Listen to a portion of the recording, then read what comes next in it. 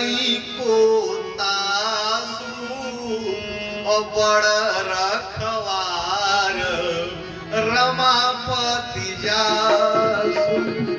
श्री राम जय राम जय जय राम, श्री राम जय राम जय जय राम। तो श्रीमती चाप सकई को तासू बड़ रखवार रमापति जासू।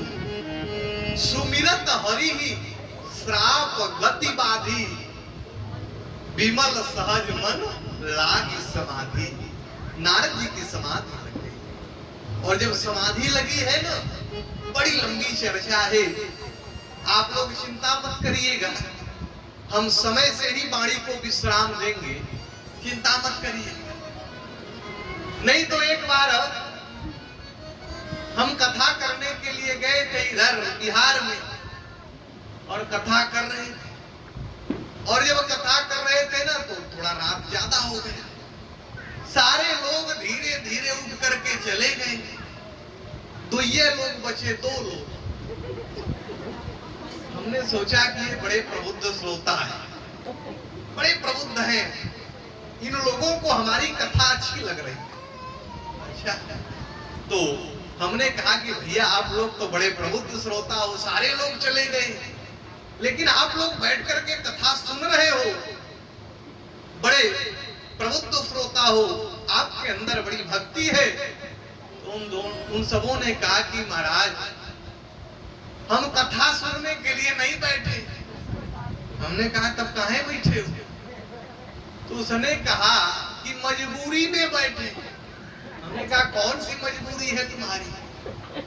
तो एक ने कहा महाराज जी, जिस कंबल पे बैठ के कथा सुना रहे हो तो मलवा मेरा है, मैं सोच रहा हूं कि कथवा बंद करो तो इसको लेके तब घर जा। हमने कहा गजब हाल है। हमने फिर पूछा भाई दूसरे वाले भी आपको बताओ आप क्यों बैठे हो? तो उसने कहा हम माइक वाले, रतिया भर चिल्लाओगे तो रतिया भर बैठना पड़ेगा, क्या कर? तो स्थिति यहाँ आने नहीं देंगे हम। निवेदन करूं, नारद जी की समाधि लगी है, नारद जी भगवान की उपासना कर रहे हैं। जिस समय भगवान का स्मरण करने लगे ना, सुमिरत हरि श्राप गति बाधी, जो श्राप की गति थी वो रुक गई, सहज विमल मन लागी समाधि। नारद जी की समाधि, और जब नारद जी की समाधि लगी है ना, हम और आप जब भगवान की उपासना करते हैं ना, तो ये जो देवता है देख करके ईर्ष्या करते हैं, ईर्ष्या सोचते हैं इन मनुष्यों का कितना सुंदर सौभाग्य है कि आज ये लोग बैठ करके भगवान की कथा सुन रहे हैं। यही देवतागण जिस समय सुखदेव जी परीक्षित को श्रीमद् भागवत महापुराण की कथा सुनाने जा रहे थे, देवता पहुंच गए, अमृत का कलश लेकर के पहुंचे। देवताओं ने कहा महाराज ये अमृत का कलश ले लो। ये इसीलिए कथा न हो रही है, परीक्षित को श्राप था कि 7 दिन के अंदर इनकी मृत्यु हो जाएगी, तो इनके कल्याण के लिए ही नहीं ये कथा हो रही है। तो ये अमृत का कलश आप ले लीजिए और सुखदेव जी इस अमृत के कलश को लेकर के राजा परीक्षित को पिला दीजिए, परीक्षित भी अमर हो जाएंगे। लेकिन ये श्रीमद् भागवत महापुराण की जो कथा है आप हमको सुना दीजिए। हम लोगों उस समय सुखदेव जी ने कहा ये देवता इतने चतुर हैं, ये जो अमृत का कलश लेकर के आए थे ना, सुखदेव जी ने कहा कि ये कांच के टुकड़े को लेकर के आए हो और मणि मांग रहे हो। ये जो श्रीमद् भागवत महापुराण की कथा है, श्री राम कथा है, ये व्यक्ति को आवागमन से मुक्त करने की कथा है, इस भवबंधन से दूर करने की कथा है। निवेदन करूं, जब नारद जी की समाधि लगी है, अब देवराज इंद्र को चिंता सताने लगी। इंद्र ने सोचा कि नारद तपस्या कर रहे हैं, कहीं ऐसा तो नहीं है कि ये तपस्या से जब भगवान प्रसन्न होंगे तो कहीं भगवान से हमारा इंद्रलोक ही न मांगे। ये देवता बड़े ईर्ष्यालु होते हैं, हम और आप भी उपासना करते हैं ना, तो ये सब बड़ा ईर्ष्या करते हैं। निवेदन करूं, एक बार एक राजा था, राजा बड़े सावधानी के साथ सुनिएगा। राजा ने अपने राज्य में घोषणा कर दिया, राज्य में राजा ने घोषणा किया कि सारे प्रजावासियों को बुलाओ और मैं चांदी बांटूंगा, चांदी। अब सारे प्रजावासी आ गए, जिन जिन लोगों को उस दरबार में स्थान मिल गए वो तो आ गए, कुछ बेचारे बाहर खड़े रह गए। और जब दरबार में सब आए ना प्रजावासी, राजा ने सबको चांदी वितरण किया। और जब चांदी समाप्त हो गया, जितने सब चांदी पाए वो बाहर निकल गए। तब राजा ने जो बाहर खड़े थे उन सबों को अंदर बुलाए और राजा ने उन सबों को लोहा वितरण कर दिए। लोहा, जो चांदी पाए थे ना वो बड़ा प्रसन्न थे कि हम लोग तो बड़े कीमती चीज पा गए, और ये लोहा लेकर के क्या करेंगे, कौन लोहे को पूछेगा, चांदी इतनी मांगी। लेकिन जब लोहा मिल गया तब राजा के पास एक पारस पत्थर था, पारस पत्थर। हमारा और आपका भी जीवन वैसा है। ये जो देवता है ना, आप समझो ये चांदी है, हम और आप लोहे के समान हैं। लेकिन हम लोगों के लोहे के समान शरीर में जब किसी सतगुरुदेव रूपी पारस पत्थर का स्पर्श इस लोहे में होता है तो फिर लोहा चांदी नहीं बनता, फिर वो लोहा सीधे सोना बन जाता है, वो सोना बन जाता है। इसलिए बाबा की लेखनी उठी और बाबा ने भी लिख दिया कि सठ सुधराई सत संगत पाई और पारस परस कुधातु सुहाई। सठ सुधरे सत संगत पाई, पारस परस कुधात सुहाई।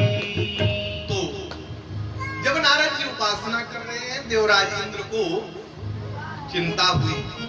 अब देवराज इंद्र पहुंचे अपने मित्र कामदेव के, और कामदेव के पास नारद जी की उपासना की बात बताए।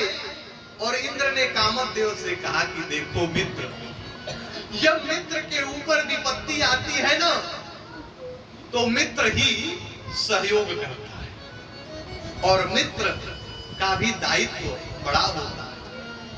जो मित्र अपने मित्र के दुख से दुखी हो और अपने मित्र के सुख से सुखी हो, उसी मित्र को सच्चा मित्र मानना चाहिए। जो अपने मित्र के दुख से दुखी ना हो, सुख से सुखी ना हो, ऐसे मित्र को देखने में भी पाप लगता है। निवेदन करूं, एक बार पानी ने दूध से कहा, पानी ने दूध से कहा कि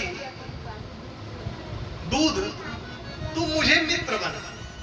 मित्र, दूध ने कहा बढ़िया मित्र बनने आए, अरे हम मार्केट में 50 रुपया लीटर बिकते हैं, और तुम कहीं कल चला दो, हैंडपंप चला दो, फ्री में मिल रहा है। अब तो पानियों बिकने लगा 10-20 रुपए में, उस समय नहीं बिकता। जबकि बात है तो पानी ने दूध उससे कहा मित्र बना लो। दूध ने कहा रे सुनो, मित्रता तो बराबरी वालों के साथ होती, कहा हम 50 रुपया लीटर, तुम फ्री में, कहा मित्र। उस समय पानी ने कहा मित्र एक बार हमको मित्र बना लो, मैं तुम्हें वचन देता हूं कि तुम्हारे ऊपर संकट आने से पहले सारे संकट को मैं धारण करूंगा, मैं ग्रहण करूंगा। एक बार मित्र बना लो, आपके विषम परिस्थिति में मित्र मैं कभी साथ नहीं छोड़ूंगा। जब पानी ने बहुत बार कहा, दूध ने कहा कि ठीक है बन जा। अब दूध और पानी की दोस्ती तो हो गई। अच्छा जब दोस्ती हो गई तो आप देखे होंगे दूध और पानी की कितनी गूढ़ दोस्ती है, कितना हम मिला दो पता ही नहीं था, कितना मिला दो। लेकिन जब उस दूध को हलवाई भट्टी पे रखता है तो पहले कौन जलता है? पहले पानी जलता है, पहले दूध नहीं, पहले पानी जलता है। और जब तक उस दूध में पानी होता है ना, तब तक दूध पर आंच आने नहीं देता है। लेकिन जब पानी जल जाता है तब दूध के ऊपर संकट आता है और वह दूध भी जलने लगता है। और दूध जब जलते जलते इतना थोड़ा सा बचता है तो उसको इधर का क्या कहा जाता है? खोआ। हम लोगों की तरफ भी उसको खोए कहा जाता है। अच्छा खोआ उसका नाम क्यों पड़ा? कभी आपने विचार किया? उसका नाम खोआ इसलिए पड़ा कि इसका मित्र इसी में खो गया है, इसलिए उसका नाम खोआ पड़ा। वो एकदम तड़पड़ाता रहता है, लेकिन ये वही बगल में जो हलवाई बैठा होता है ना, एक हाथ में थोड़ा सा पानी लेता है और उस पे जो वही छिड़कता है तो वो शायद करके ठंडा हो जाता है, मानो उसका मित्र उसे मिल जाता है। निवेदन करूं मित्र ऐसे होने चाहिए, जी जो मित्र दुख हो न दुखारी, तिन्हि बिलोकत पातक भारी। आज कथा तो बड़ी लंबी है, लेकिन समय के अंतराल में ही कामदेव ने कहा कि ठीक है क्या करना है। इंद्र ने कहा कि देखो नारद उपासना कर रहे हैं, जाओ और जाकर के तुम अपने वासना का प्रभाव दिखाओ कि नारद की उपासना पूरी न हो पाए। कामदेव आया है और आकर के अपने पूरे माया को फैलाया है। विचार करिए, जो नारद जी ने ये ज्ञान दिया है दक्ष के पुत्रों को कि इस माया में नहीं पड़ना है, मोह बंधन में नहीं पड़ना, आज उन्हीं नारद के पास अप्सराएं आकर के नृत्य करने लगी, पूरी सृष्टि कामग्न हो गई। लेकिन नारद जी पे कोई असर नहीं पड़ा। जब नहीं पड़ा ना तो कामदेव जाकर के नारद जी के चरणों में लेट करके प्रणाम करने, लेट करके। अब कामदेव जब लेट करके प्रणाम किया ना, उस समय नारद जी ने नेत्र को खोला, कामदेव हाथ जोड़ करके खड़ा हो गया। कामदेव ने कहा महाराज आप धन्य हो, आपके सामने हमने पूरे अपने माया को दिखाया लेकिन आपके ऊपर कोई असर नहीं पड़ा, आप धन्य हो। नारद जी बड़े प्रसन्न हुए। अब नारद जी जब प्रसन्न हुए, कामदेव प्रशंसा कर रहा है, नारद जी खूब प्रसन्न हो रहे हैं। नारद जी ने कहा ठीक है कोई बात नहीं, चलो। अब कामदेव वहां से चला गया। नारद जी पुनः माला पकड़े, लेकिन जब माला पकड़े हैं नारद जी ना, तो नारद जी का अब मन जप करने में लग नहीं, अब मन नहीं लग रहा है नारद जी।